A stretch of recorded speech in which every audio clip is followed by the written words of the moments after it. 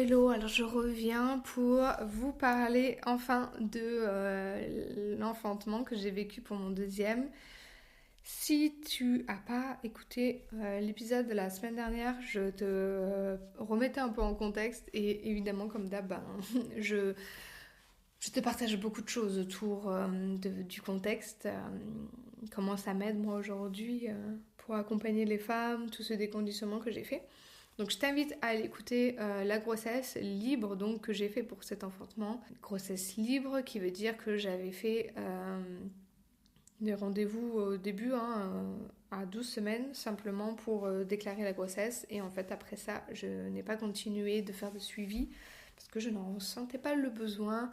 Et c'était vraiment dans l'esprit de comment est-ce que je peux enfanter librement chez moi sans assistance médicale et attendre quand même chaque mois qu'on me dise que tout va bien. Et c'est un peu tout ça dont je te parle, le déconditionnement, ce que j'ai fait qui m'a aidé à arriver là. Et comment je peux t'aider à toi aussi aller au bout de ton projet physio. Mais là, peu importe, c'est pas obligatoirement sans assistance à la maison. Ça peut être à la maternité, à la maison, peu importe où tu veux enfanter. Simplement, voilà, moi aujourd'hui j'accompagne les enfantements naturels. Euh, je te je t'accompagne dans ta préparation, dans ton cheminement à l'enfantement naturel. Donc, on va essayer de faire court. Je pense que ça va être plus court que tout ce contexte que je vous ai mis pour la grossesse. Euh, donc, on revient un peu la semaine juste avant. Moi, il faut savoir qu'à partir de 35 semaines, j'ai eu beaucoup de contractions le soir. J'avais rien eu pour mon premier, rien du tout. J'ai perdu les os, j'ai accouché. Voilà. Là, par contre, à partir de 35 semaines, faut dire que j'ai une montée pour rentrer chez moi qui est un peu rude. Et j'ai un petit garçon qui avait donc 2 ans et quelques mois qui, lui, voulait que je le porte. Alors, bon, c'était compliqué. Je pense que quand je faisais trop dans la journée, le soir, j'avais des contractions. Donc, à partir de 35 semaines, il faut dire que j'étais un peu... je me suis dit, ok, je serai chez moi, mais bon, là, c'est un peu tôt, quoi. Bon, au final, j'ai accouché à 40 tout pile, je crois que c'était, à 40 tout pile. Mais voilà, chaque soir, quand j'avais des contractions, un jour on était allé manger au restaurant. Un soir, je crois qu'on avait dû laisser mon fils avec ma mère. Et waouh, là, je me suis dit, je crois que c'est pour ce soir-là. J'avais vraiment des contractions qui arrivaient, Enfin, j'avais un peu besoin de souffler, quoi. Et ouais, vraiment, ça. C'était un peu régulier et tout. Et ce qui était super, c'était comme j'avais décidé donc d'enfanter à la maison, bah, j'avais pas ce truc de... je sais pas, j'avais une sorte de sérénité de me dire ça peut arriver n'importe quand. Ben, en fait, je suis chez moi, j'ai rien à faire, juste à rester chez moi et à vivre le truc. Et j'ai trouvé ça extrêmement sympa. Vraiment. Et je pense que c'est ce qui m'avait peut-être manqué avec le premier, de pas trop savoir est-ce qu'on va rester à la maison, est-ce qu'ils vont nous envoyer une sage-femme, est-ce que... Enfin bon, bref. Et là, c'était vraiment différent. Cette sérénité de me dire, c'est aujourd'hui, bah, je reste chez moi, quoi. J'ai vraiment aimé ça. Donc, arrive ce fameux email de la sage-femme rempli de peur, dont je parle dans l'épisode de la semaine dernière. Vendredi, donc le matin, je me rappelle qu'on s'était dit avec mon conjoint, ouais, bon, là, on arrive quand même à la fin. Tu te rappelles, Arlo, il était déjà arrivé à ce moment-là. Faudrait peut-être qu'on se focus, en fait, un peu sur cette grossesse et c'est ce bébé qui arrive. Parce qu'en fait, on n'a pas tant profité. Et je travaillais beaucoup à ce moment-là. Et mon conjoint, il allait commencer un travail en août. Donc là, on était en juin. Et je faisais plein de trucs. J'avais lancé donc les cartes. Donc j'étais vraiment dans l'engouement de tout ça. J'avais fait plein de vidéos. Enfin bon, bref, j'étais très très active. Et je me suis dit peut-être qu'il faut un peu que je lâche un peu, que je me repose, que je me ressente sur tout ça, parce que je me dis peut-être qu'en fait cet enfant il veut pas venir là parce qu'il y a trop de choses, quoi. Trop de choses qui font que ben, je me focalise pas sur lui. Donc à ce moment-là on savait pas non plus si c'était une fille ou un garçon. Et donc un matin on prend un peu la décision, mais je me dis ok, je fais quand même, je monte cet épisode et je le planifie pour le podcast, et comme ça au moins après c'est fait et là je lâche. Donc je monte cet épisode le matin et c'était l'épisode de Johanna. Donc l'épisode de Johanna que je vous invite à écouter. Et Johanna, à un moment donné, parle du clitoris. Et alors là, alors que j'ai enregistré son récit, mais je sais pas moi, quelques semaines avant, hein, c'était complètement parti de ma tête. Mais vraiment complètement. Sur le coup, j'avais trouvé ça super intéressant, mais j'avais complètement oublié. Et là, ça revient dans ma tête. Et ça, c'est pas pour rien. Franchement, c'est pas pour rien. Et j'étais trop contente d'avoir enregistré cet épisode, d'avoir monté cet épisode ce jour-là, parce que en même temps que je monte son épisode, je commence à avoir des contractions. Mais voilà, sans plus, je sens que ça travaille, mais comme j'avais eu déjà depuis plusieurs semaines, je m'étais pas trop... je me suis dit, on verra. Donc je monte un épisode, le clitoris en tête, et puis à un moment donné, je finis, et puis je dis, tu sais, donc à mon conjoint, là je commence à ressentir des choses, peut-être que c'est pour aujourd'hui. Donc là il était 10-11 heures. Donc je lui dis, je vais aller prendre une douche, on va voir, est-ce que ça s'arrête ou pas. Et puis on mange, et puis on verra. Et juste avant d'aller dans la douche, donc là je ressentais un peu une excitation, alors que pour le premier c'était pas du tout ça. Là j'étais trop excitée, en fait je pense que j'avais vraiment envie de vivre ça à la maison, et c'était tellement ancré en moi que je resterais chez moi cette fois-ci, que j'avais trop envie de vivre ça en fait. Et j'avais pas du tout ressenti ça pour le premier, plutôt de ça va arriver aujourd'hui, oh là là. Euh, mais bon. Et donc là, je me rappelle regarder dans le miroir et j'avais derrière pour voir est-ce que j'ai la ligne violette entre les fesses. Et en effet, il y avait une ligne. J'ai dit, ah, regardez la ligne et tout. Je suis sûre que c'est aujourd'hui, là, c'est bon. Après, s'il faut, elle était là depuis quelques jours et j'avais même pas vu. Parce que j'avais pas regardé.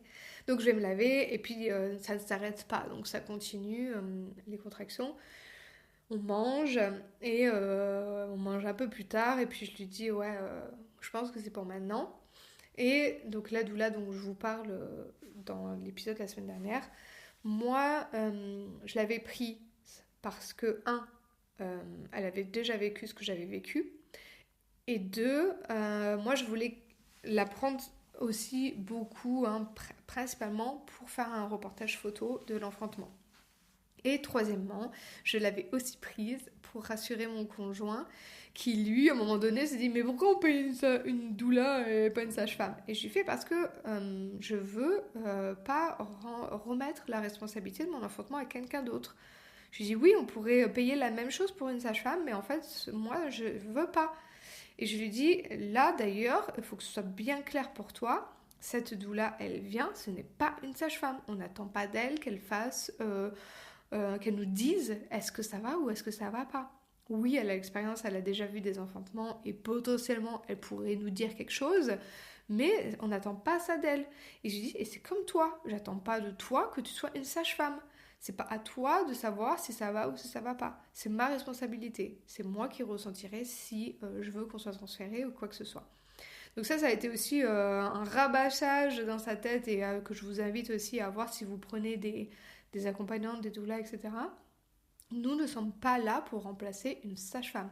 Nous ne sommes pas là pour prodiguer des soins médicaux, etc. Et donc, je lui dis, on va peut-être... j'envoie un message à un doula, elle me dit, quand tu veux, si tu veux qu'on vienne ou pas. Donc, il y avait une deuxième doula qui venait avec elle, parce qu'elle m'avait demandé, est-ce que c'est ok pour toi qu'elle vienne, ça serait son premier enfantement, elle est très douce, etc. En plus, elle a fait de l'hypnonaissance comme toi, etc. Et nous, on avait dit ok, ça pourrait aider avec une paire de mains en plus avec notre aîné, pourquoi pas. Et elle avait été très douce, en effet, j'avais beaucoup aimé, et donc elles étaient venues toutes les deux. Et elles ont dû venir vers, je sais pas, moi, peut-être 15-16 heures, quelque chose comme ça. Et avant qu'elles arrivent, moi j'ai donc testé le clitoris. Vu que c'était quelque chose qui était dans ma tête, je me suis dit, tiens, je vais tester. Et ces premières contractions qui étaient pas encore trop douloureuses, c'était presque agréable. Sentir cette vague qui venait, et je pense à l'aide du clitoris, qui aidait donc à produire plus d'endorphines. Ça, vraiment, c'était une vague qui était presque agréable, comme ça, qui venait et tout. Donc le clitoris, qu'est-ce que je faisais? Bah, je pressais fort. Quand la contraction, elle venait, je pressais fort. Et quand elle terminait, bah, je, je lâchais, quoi. Donc je faisais ça. J'avais mis de la musique à fond, du funk. J'avais mis une playlist vraiment super sympa, super qui bougeait. Donc je bougeais, je bougeais, je bougeais. Quand la contraction elle venait, j'appuyais sur mon clitoris et puis voilà. Donc je suis rentrée vraiment dans un rythme un peu qui me convenait. Et puis à un moment, j'ai dit à mon conjoint, franchement, le clitoris ça marche trop bien, ça atténue. Euh, Juste que tu saches, je vais faire ça. Ça marche, ça atténue. Don't be weird. C'est voilà ce que je fais. Et on avait rigolé un petit peu, et puis voilà, lui, tant que ça m'aide, lui, il s'en fiche quoi. Hein. Ça l'a pas gêné, ça a dû le gêner sur le coup quand j'en ai parlé, mais après voilà.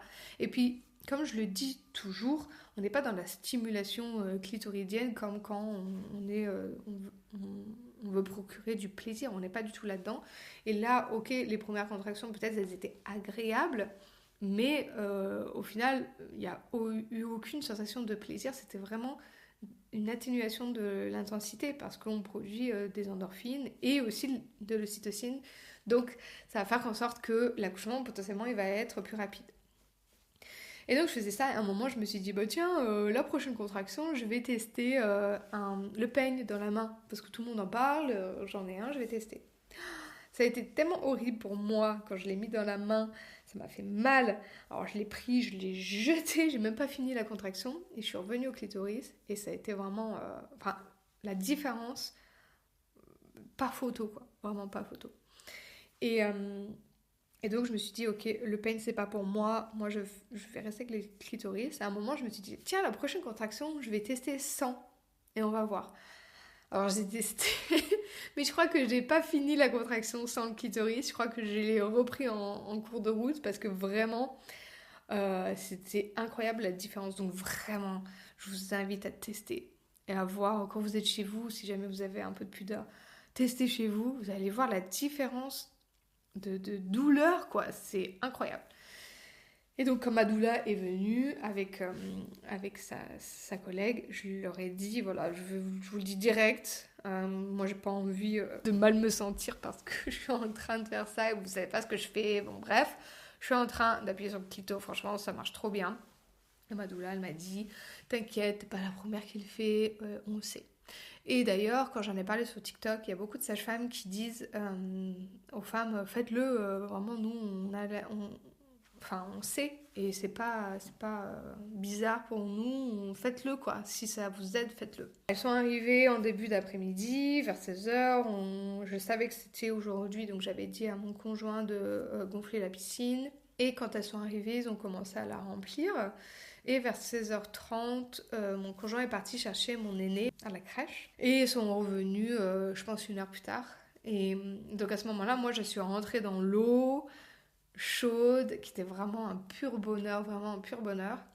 Et voilà, j'ai géré mes contractions dans l'eau. Je pensais que j'avais envie de rester mobile et en fait, l'eau chaude a tellement été un bonheur et aussi la piscine toute moelleuse. Hein, parce que dans le bain, j'avais testé pour mon premier, c'est horrible. J'avais pas réussi à trouver une position confortable. Mais là, vraiment, la piscine d'accouchement, c'était super.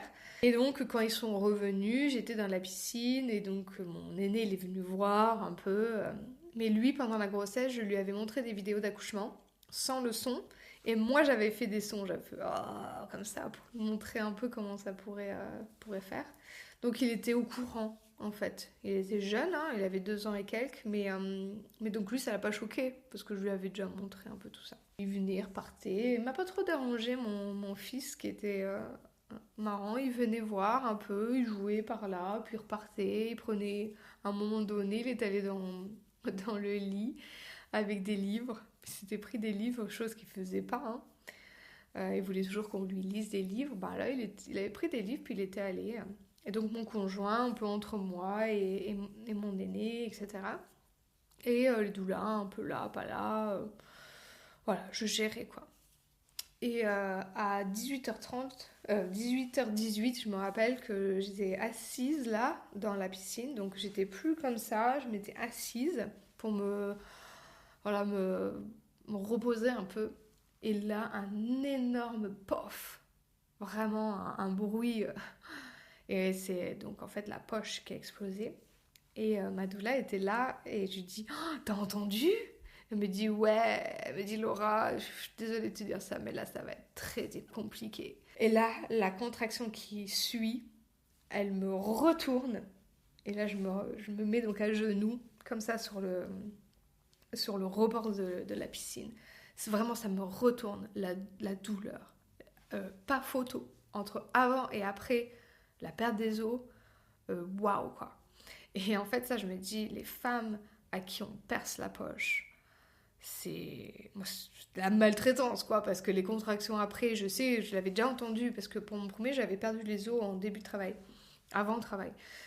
Et là, je me dis, quand elles disent vraiment qu'après, ça a été très très dur, moi, je comprends, parce que moi, ça a été vraiment difficile, honnêtement, vraiment difficile. Donc c'est pas parce que j'accouche à la maison, c'est pas parce que mes photos elles sont belles et que je vous ai montré un bout de vidéo que ça n'a pas été chaud. Après je veux pas faire peur aux gens à montrer comment jure, mais là en fait je ne gérais plus mon corps quoi. Mon corps faisait des sons, je gérais pas. Je gérais pas quoi. Et ces sons, c'était vraiment une manière pour mon corps, je pense, d'être dans sa puissance, de faire descendre. Et là, c'était vraiment, j'ai essayé de toucher, je comprenais, parce que ma doula me dit, ah, tu peux toucher pour voir, parce que voilà, on ne sait pas trop ce qui se passe, même si elle m'entend au son, quoi. Et moi, je touche, et je sais pas trop ce que je touche, et puis elle me redemande. C'est quelque chose qui m'a peut-être un peu dérangée.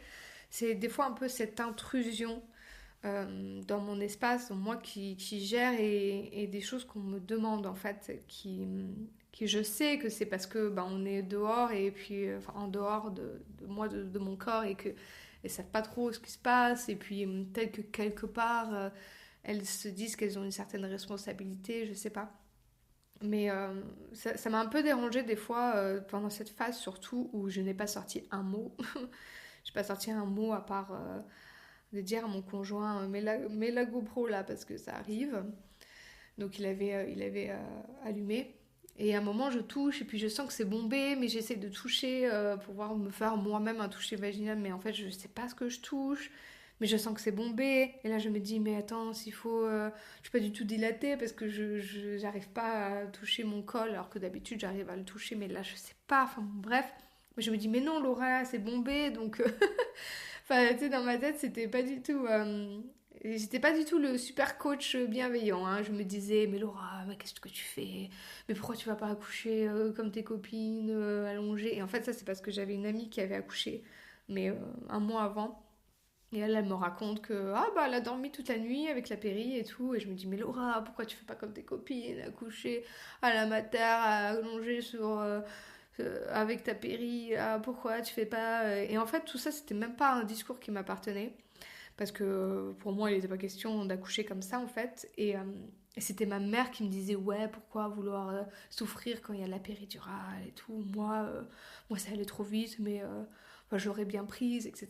Et en fait, tout ça, ça m'appartenait pas, ce discours. Moi, c'était pas du tout. Pour mon premier, j'étais à la mater et j'ai pas voulu entendre parler de la péri. Donc, ça avait rien à voir avec mon expérience, quoi.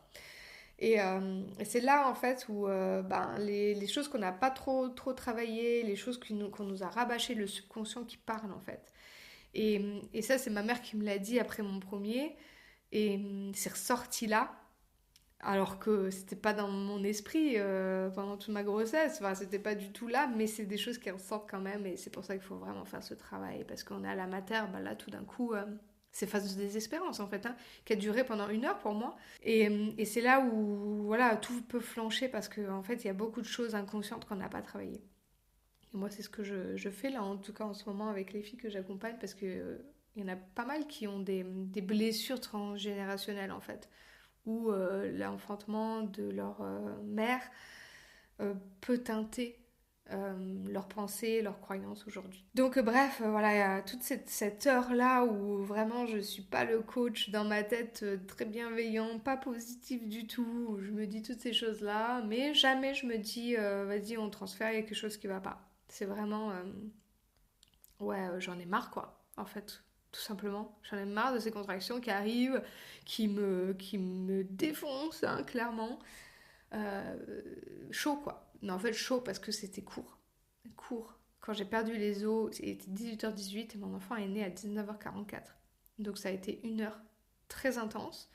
Mais c'est ce qu'il fallait. Quand c'est très intense, quand c'est court, en fait, c'est très intense. Donc c'est pour ça, des fois, on a envie que ça aille vite. Mais quand ça va vite, c'est très difficile. Et ma doula, c'est ce qu'elle avait vécu justement pour son enfant qui avait 6 mois au moment où elle est venue pour mon enfantement. Bah, elle, par contre, 2 heures top chrono de la première à la naissance, première contraction à la naissance. Et là, elle m'a dit que vraiment, c'était insupportable, quoi. Et c'est pas la première fois que j'entends ça. Et pas la première fois pour un troisième où en 2 heures top chrono c'est fait et ça nous achève, quoi. Vraiment, les contractions, elles sont très intenses. Et donc moi, là, ça a été très dur.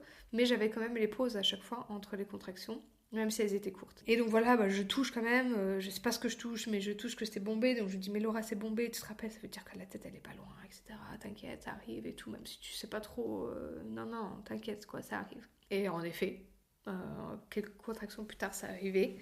Et en fait ça m'a vraiment un peu sorti de l'eau, parce qu'à un moment elle me demande qui c'est qui va attraper le bébé. Et j'ai dit c'est moi. Et en fait je sors quand j'ai cette contraction et donc cette tête dehors et je sors en fait de l'eau. Et là, elle me dit il va falloir l'attraper au vol parce que sinon il va sortir et ça va faire cet effet de dedans dehors. Et ça c'est pas terrible pour les bébés au cas où il a déjà pris un peu une respiration. Donc c'est elle qui le réceptionne et qui me le passe en dessous de ma jambe. C'est important de parler de la suite, de ce qui s'est passé quand il est sorti. Donc il avait le cordon rouge autour du cou, comme la plupart des enfants, j'ai envie de dire. Hein. La plupart des sages-femmes l'enlèvent. C'est tellement automatique, en fait, on n'en parle même pas. On croit que c'est un problème. Je pense que beaucoup de femmes ici qui vont écouter ce récit savent que c'est pas un souci. Mais voilà, donc j'enlève son cordon. Et c'est vrai qu'il était tout comme ça, il était tout gris. Et tu pourrais te dire, qu'est-ce qu'il a ce bébé? Est-ce qu'il a envie, quoi? Mais moi, j'avais aucun doute. Alors, les gens autour, peut-être, peuvent un peu se dire, parce que je me rappelle ma doula qui disait, essaie de lui donner un peu de vie et tout.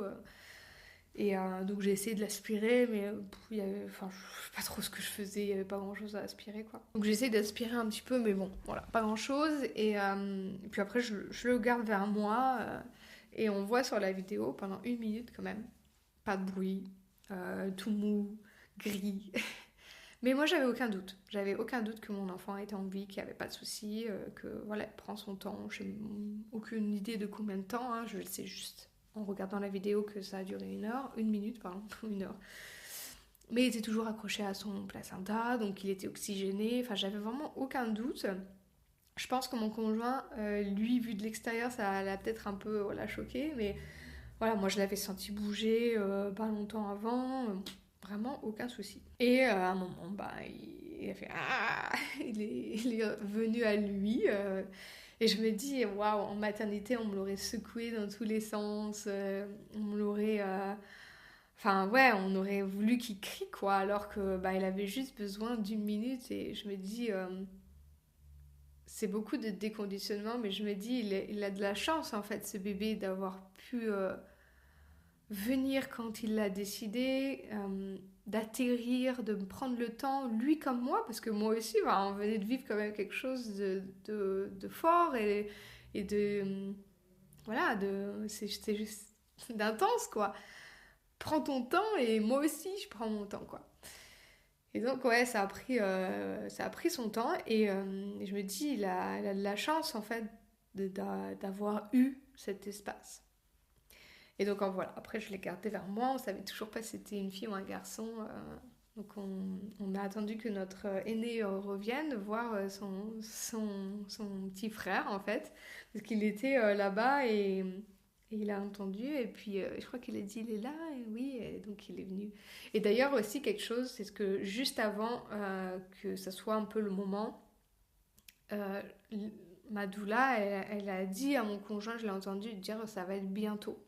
Et je me dis, elle est capable à m'entendre, à m'observer que ça arrive, alors que moi je n'ai rien dit. Et je me dis, des sages-femmes, elles sont pas capables de ça, quoi. Parce qu'elles n'ont pas l'espace, parce qu'elles ne le voient pas, parce que la plupart des accouchements sont médicalisés. Je me dis, elle arrive à entendre, en fait, à me voir, à m'observer et à savoir que ça va arriver. Bah ouais, c'est arrivé, en fait, peut-être dans la demi-heure, mais je sais pas. Et en fait, elle lui a dit que ça allait être bientôt et de rester par là. Et, mon fils, je pense que lui était resté par là-bas. Et il est venu, donc après, son papa est allé le chercher. Et donc, on a regardé tous ensemble, et c'est un garçon. Et en fait, je voulais pas savoir, parce que je m'étais dit, si c'est un garçon, je vais être déçue, en fait, parce que j'aurais aimé avoir une fille. Et je m'étais dit que si, je voyais que j'avais mon bébé dans les bras et que c'était un garçon, bah, je serais pas déçue. Et en effet, j'ai eu le petit oh, mais je l'aimais déjà tellement que c'était pas grave, quoi. Et je l'aimais que ce soit un garçon, quoi. Et là, contrairement à mon premier, j'ai eu beaucoup de contractions douloureuses après. Alors que mon premier, j'ai rien eu. J'ai pas du tout senti de contraction pour le placenta. Là, j'avais très mal. Et en fait, j'avais mal. Et ma doula, elle me demandait, ça va Laura, ça va? Et je lui dis, j'ai mal au cul. Et on a rigolé. Et en fait, elle me dit, mais à part ça, ça va? Et elle me voyait en fait, elle me voyait souffrir et elle me dit, mais Laura, faut que tu me dises quoi, pour savoir en fait, est-ce que tout va bien? J'ai dit, mais franchement, ça va, j'ai juste mal au cul.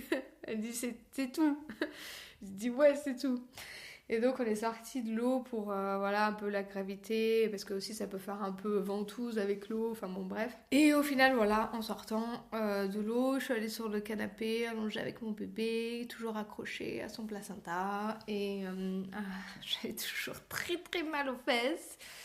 Et au final, avec des contractions, des tétés aussi, enfin vraiment, d'ailleurs ces contractions-là, donc les tranchées qu'on appelle, hein, ça a duré presque une semaine, vraiment très douloureux. À chaque fois que j'allais, été très très très douloureux.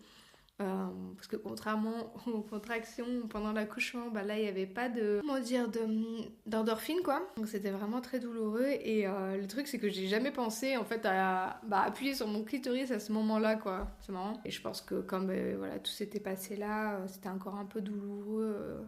J'avais peut-être pas trop envie, je pense que j'ai pas pensé. Mais donc voilà, j'étais sur le canapé, on avait mis plein d'alaises, ils avaient tout préparé, quoi, ma doula et mon conjoint. Mon fils est allé se coucher, je suis restée là, sur le canapé, et puis à un moment, j'ai un peu poussé, puis il est sorti, et là, vraiment, le soulagement. Là, vraiment, on peut dire la délivrance. La délivrance du placenta, ça a été vraiment un bonheur, quoi. Et après, voilà, ça allait beaucoup mieux. J'avais donc toujours ces contractions, mais ça me faisait pas du tout mal aux fesses, pas comme ça me faisait mal là, quoi. Puis ensuite, mon conjoint est revenu, il a pris, on a coupé le cordon, donc au bout d'un moment quand même. Je crois qu'on est bien resté accroché 2 heures. Et ensuite, il a coupé, puis lui, il a pu le prendre. De faire des câlins. Moi, je suis allée me laver. Donc, une des doulas est venue avec moi m'accompagner. J'allais me laver, je me suis habillée, j'ai repris mon bébé, et puis on a mangé. Elles sont parties, elles ont un peu rangé avec mon conjoint. Elles sont parties. Et voilà, nous, on a mangé quelque chose qu'on avait préparé plus ou moins. Et puis, on est allés dans le lit tous les trois. Et c'est tout, quoi. Et c'est tout. Et ça, c'est vraiment ce bonheur-là de ne pas avoir à prendre la voiture, pas avoir à marcher, vraiment juste aller dans le lit. Et il y a quelque chose que j'ai pas dit aussi, qui est super important, c'est que en fait, j'ai jamais poussé. Cette fois-là, j'ai vraiment relâché, vraiment lâché. Parce que quand on dit oui, il faut faire les exercices là, pelviens, etc., pour contracter, en fait, ce qui est super important, c'est aussi d'avoir cette sensation quand on ne contracte pas, vraiment de relâchement. Et à chaque fois que j'avais une contraction, ce que j'avais pas fait pour le premier, à chaque fois que j'avais une contraction, je poussais à la fête avec les abdos. Et là, j'ai pas fait ça. Là, ce que j'ai fait, c'est que j'ai laissé la contraction et j'ai vraiment relâché tout mon plancher pelvien.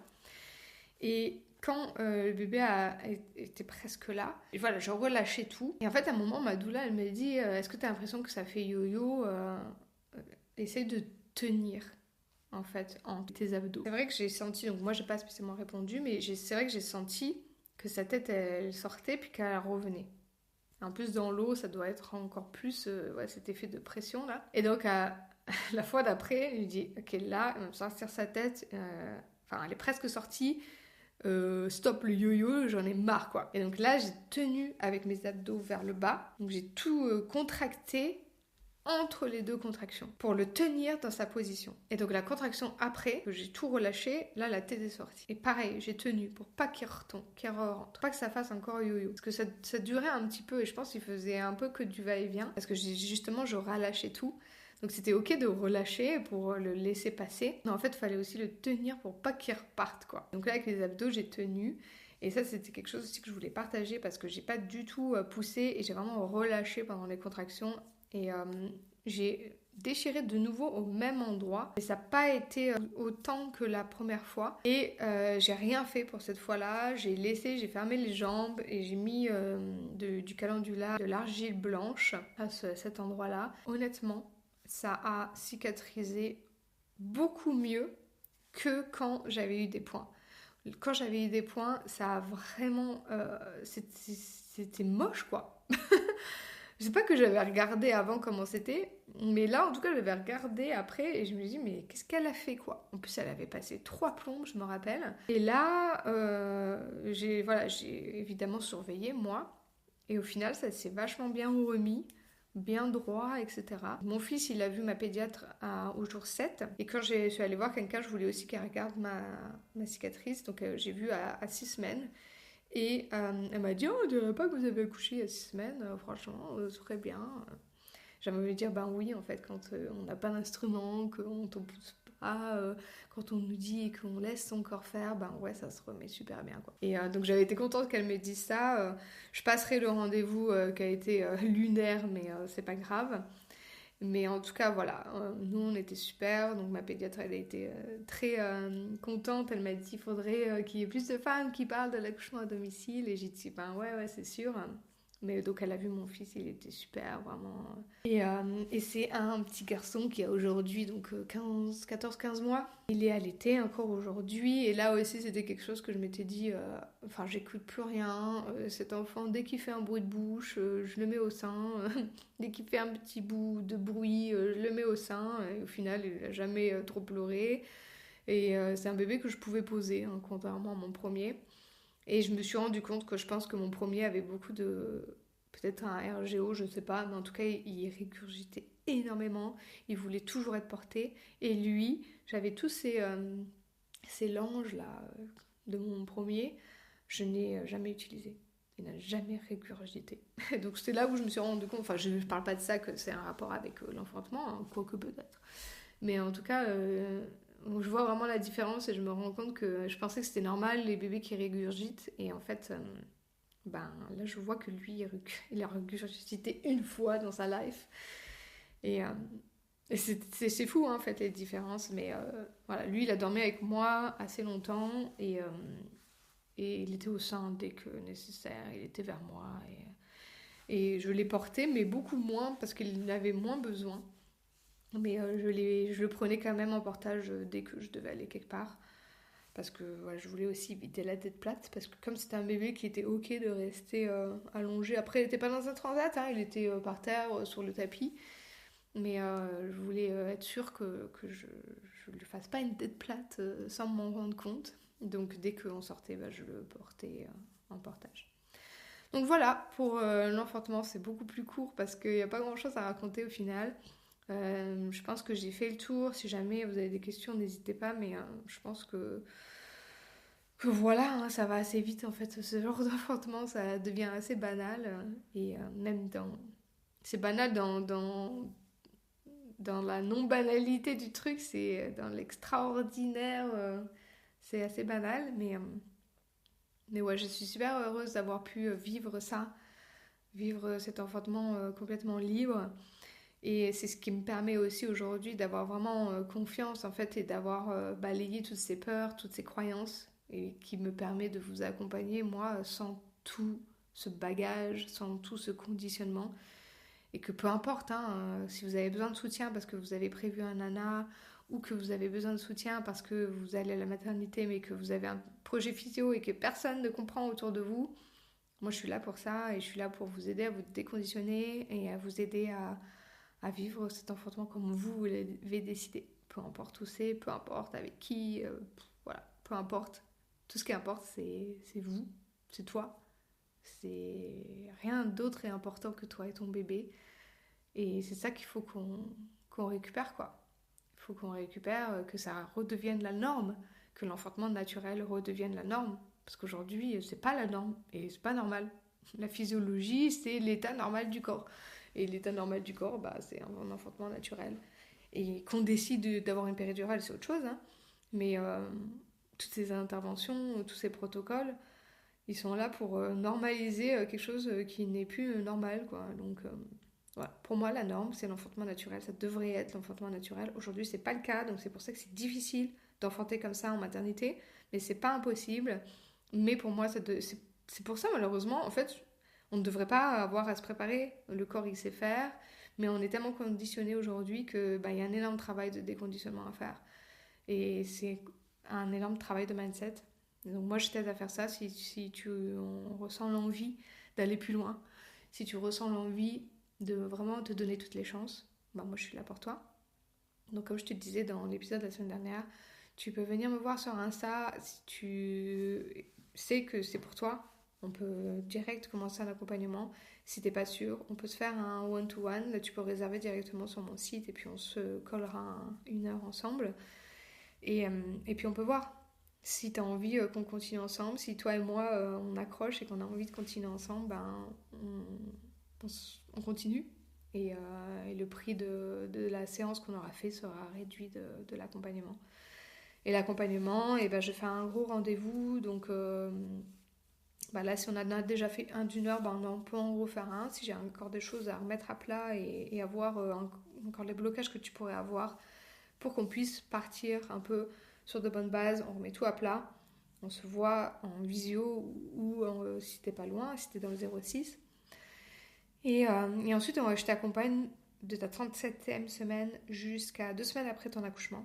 Donc là, tu vois, souvent j'accompagne aussi les femmes sur l'allaitement hein, et surtout le séjour à la maternité. Je suis vraiment là pour ça. Hein. Si jamais tu as envie d'allaiter et que tu veux éviter tous ces pièges là, je suis là pour toi aussi. C'est pour ça que j'accompagne aussi jusqu'à 2 semaines après. Donc là, on est sur WhatsApp ensemble et dès que tu as quelque chose, ça te permet de ne pas rentrer dans des doutes qui s'installent trop. On balaye ça tout de suite. Tu as quelque chose, tu me fais un message vocal ou à l'écrit et moi je te réponds dans les 24-48 heures suivant l'urgence hein, parce que je vais voir ton message quoi. Et ça te permet de balayer en fait tous ces doutes avant qu'ils s'installent trop. Si tu as un rendez-vous et puis que voilà, y a des trucs qui vont pas pendant le rendez-vous, juste à la fin de grossesse, c'est là où c'est vraiment ça peut être compliqué avec ces rendez-vous. Bah je suis là pour balayer tout ça. Hein. Balayer, remettre à plat, on décortique tout pour que tu restes pas avec des doutes et que tu arrives à ton accouchement de manière sereine quoi. Qu'on ait travaillé et après moi je te propose plein d'exercices suivant ce dont tu as besoin. Mais c'est surtout, en fait, c'est plus dans le cadre d'un mentorat que d'un accompagnement. Je vais être là pour poser les questions qui vont te faire réfléchir et qui vont te faire retrouver ton pouvoir. Je vais pas t'infantiliser. Je vais pas te dire quoi faire. Je vais t'aider à trouver ce qui est juste pour toi. Et c'est là où on reprend vraiment la responsabilité de sa vie, et de son accouchement, de son bébé, et la responsabilité de tout ça et qu'on retrouve son pouvoir. Et en fait, c'est ça, moi, ma mission aujourd'hui, c'est de vous permettre de retrouver votre pouvoir. Et je vous accompagne à faire ça, plus que d'enfanter naturellement, en fait. Parce que c'est pas vraiment ça le but final, bien sûr que c'est ce qu'on veut, mais le but vraiment plus profond, c'est de se retrouver, de retrouver son pouvoir et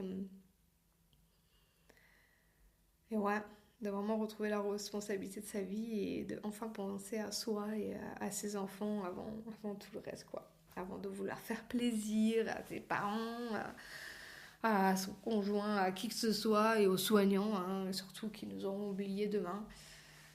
Vraiment penser à soi, quoi. Donc, je t'aide à faire tout ça. Tu viens me voir sur Insta si tu as besoin. Et moi, je continue à être active par là et ici, de temps en temps, quand j'ai quelque chose à vous raconter. En tout cas, en attendant, tu peux me retrouver sur Insta. Bye bye!